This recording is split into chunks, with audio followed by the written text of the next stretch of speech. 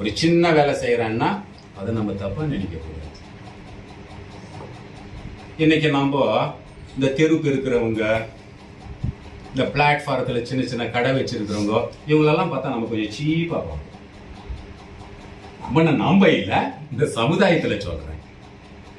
இப்ப தெரு பெருக்கிறவங்கள அவ்வளவு ஒரு மாதிரி அனாவசியமா பாக்குறோம். இல்ல 4 நாள் அவங்க பெருக்கலன்னா நம்ம கதி என்ன?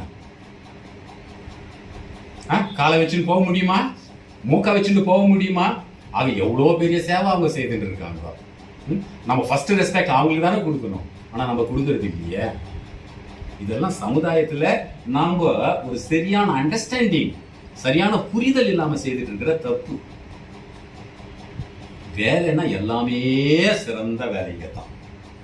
இது சின்ன வேலை, இது பெரிய வேலைன்னு நாம இந்த பௌதீக உலகத்துல, இந்த மெட்டீரியல் லைஃப்ல மட்டும்தான் அப்படி பண்ணிட்டு இருக்கோம். ஒரு டாக்டர்னா ரொம்ப பெரியவங்க, ஒரு நர்ஸ்னா அவங்களோட கொஞ்சம் சின்னவங்க, ஒரு ஆயான்னா அவங்க இன்னும் சின்னவங்க. அதே அந்த ஹாஸ்பிட்டல கூட்டி மெழுகிறவங்க, மாப்பிங் பண்றவங்கன்னா அவங்க ரொம்ப சின்னவங்க. ஆக இந்த மெட்டீரியல் லைஃப்ல நாம இப்படி அவங்களுக்கு சில லெவல்களை வச்சுட்டு இருக்கோம்.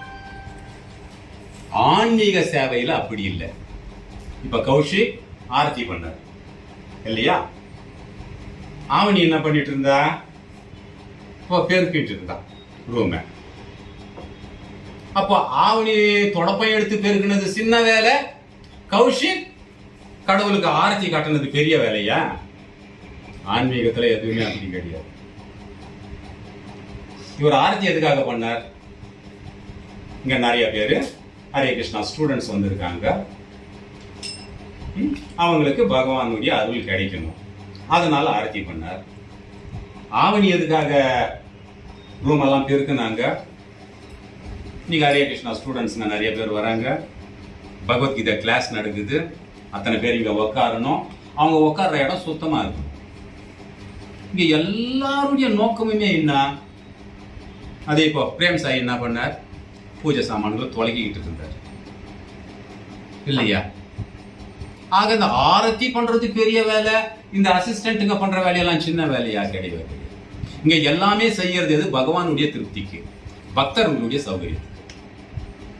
ஆக பகவானுடைய திருப்திக்காகவும் பக்தர்களுடைய சௌகரியத்துக்காகவும் நீ என்ன வேலை செய்தாலும் அதுக்கு 100க்கு 100 மார்க்.